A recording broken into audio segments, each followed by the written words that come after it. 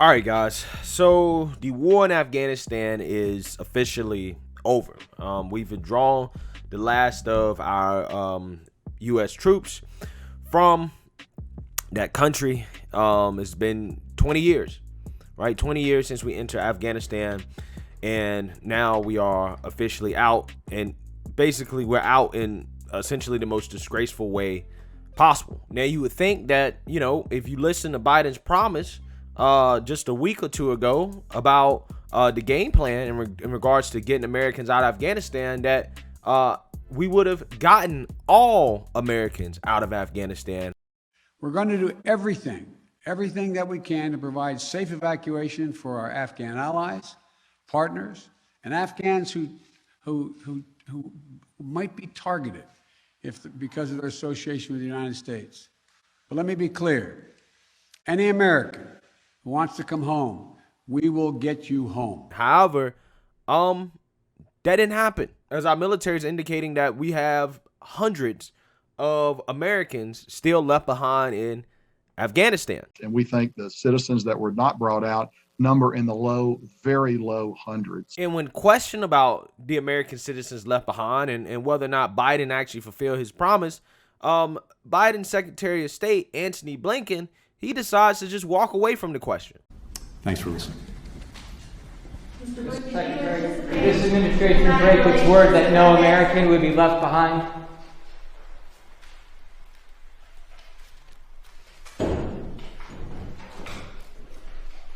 I mean, guys, that's basically a summary of the Biden administration thus far, right?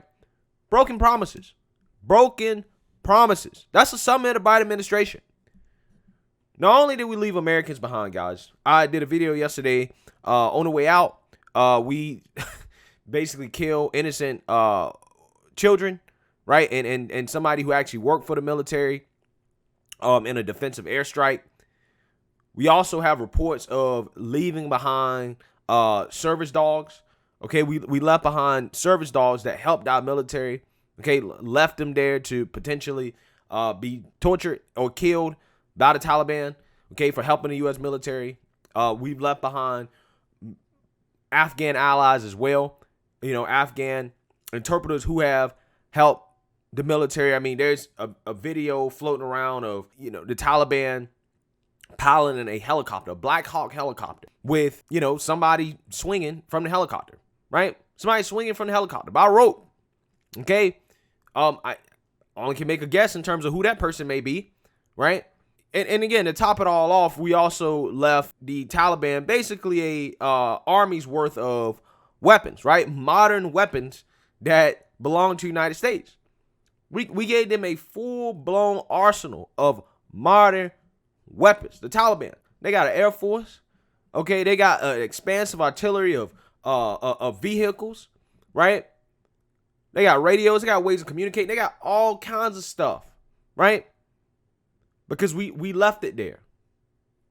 So again, this, guys, could not have gone worse than it possibly has gone so far, right?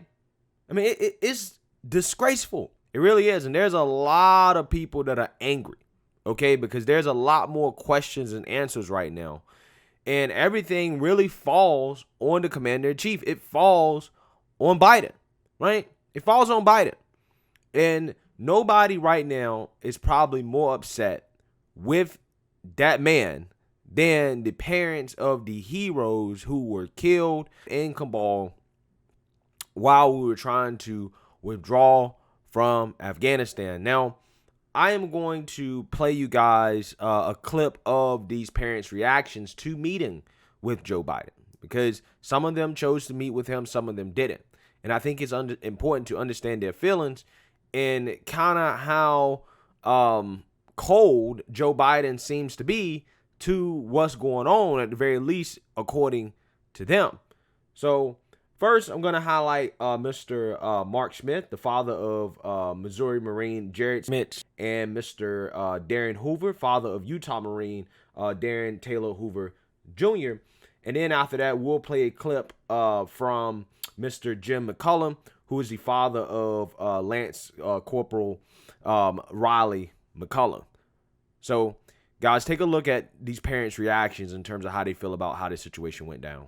First, I want to say to both of you, if I may, as a parent, nobody can understand the loss that both of you have gone through. I can't imagine the pain that both of you are living through, and I'm very sorry about that. Mark, you met with Biden over the weekend. How did that go? Well, initially I wasn't going to meet with him, but then I felt I owed it to my son to at least have some words with him about how I felt, and it didn't go well. He talked a bit more about his own son than he did my son, and that didn't sit well with me. Your son was a hero. I can't imagine the pain. I really can't. Darin, you're said about your son, he had the biggest heart in the world, and no parent, and as a parent, I think every parent watching right now understands this. No parent should have to bury their sons or daughter. It's not supposed to work that way. He was scheduled to return home on September the 15th and retire and marry his fiancée, Nicole. I can't imagine how you're feeling today. You know, it's the absolute worst feeling in the world. Having them be away for so long and doing the job that they all love, there's no doubt about it. Being a Marine to these guys is everything. And having this happen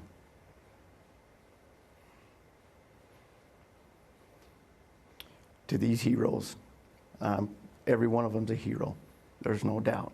Every last one of them. They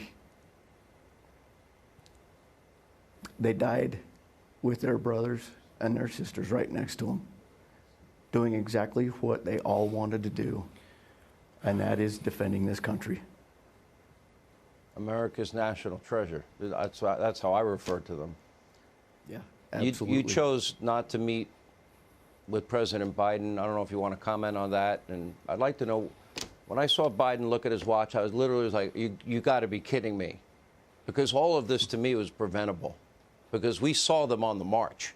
You know, we had April, May, June, July to extradite everybody and our equipment. We didn't do it. There's no excuse to me for this. Why did you choose not to meet with the president, Darin? For exactly the reasons you just gave. We said absolutely not. We didn't want to deal with him. We didn't want him anywhere near us. We as a family decided that was the way it was going to be. In reference to the checking of his watch, that didn't happen just once. That happened on every single one that came out of that airplane. It happened on every single one of them. They would release the salute, and he looked down at his watch on every last one, all 13. He looked down at his watch. And as a father, you know, seeing that and the disrespect and hearing from his former leaders, one of his master sergeants said exactly what you just said, that this was avoidable, that they left them over there, they had them over there and let them down. And that we can't have that. It can't happen ever again. We also abandoned Americans. Americans now are on their own. We left them behind. Mark, Yep. You want to comment on the watch incident? Did you notice the same thing? Yes, I did. I actually leaned into my son's mother's ear and I said, I swear to God, if he checks his watch one more time, and that was only probably 4 times in, I couldn't look at him anymore after that.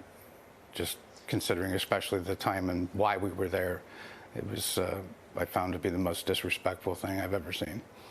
I couldn't imagine what it was like for you, Jim. Afterwards or before, I'm sorry for not knowing. I know you met with the president. What was that like? I actually declined the meeting with the president. we went to a different room. When he came, we went to a separate room. I had no desire to meet with the president. Why? The way he has handled this, everything he's done, every step along the way has been absolutely backwards. And I don't understand the process of how they came to the decisions that they made. A high school kid could make better decisions than they've made in this. They have fumbled the ball every step of the way. And go ahead, Royce, you did, right? My sister Cheyenne did.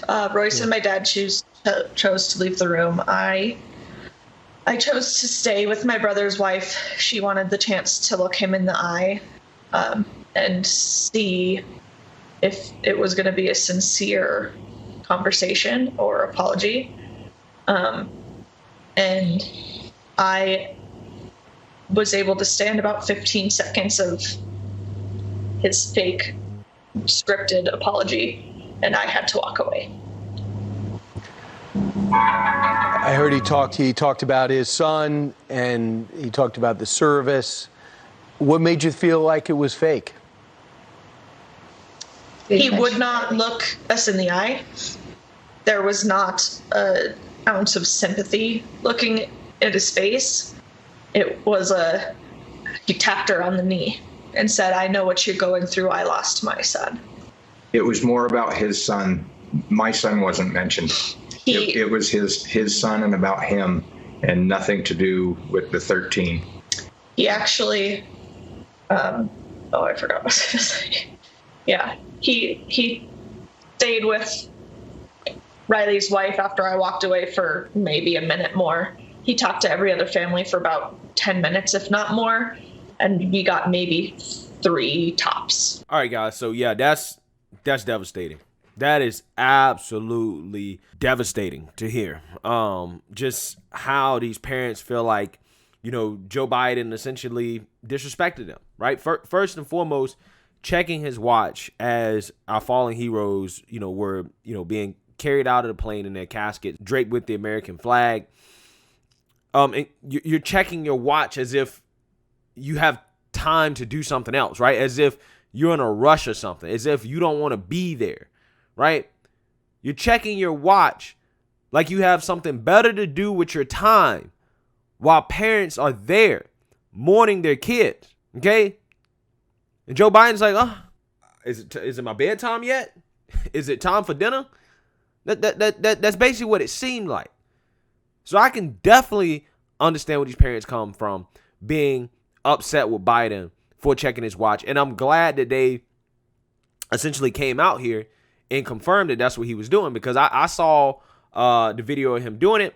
But, I really don't want to speak on it before actually getting a certain perspective on it, okay, from those who were there, get more information about it. I think, it's important to be careful about jumping to conclusions, right, about certain stuff. But now that they've confirmed that that's what he was doing, and it wasn't just a one-time thing like the liberal media wants to say it was. Apparently, he was doing it throughout the whole kind of ceremony.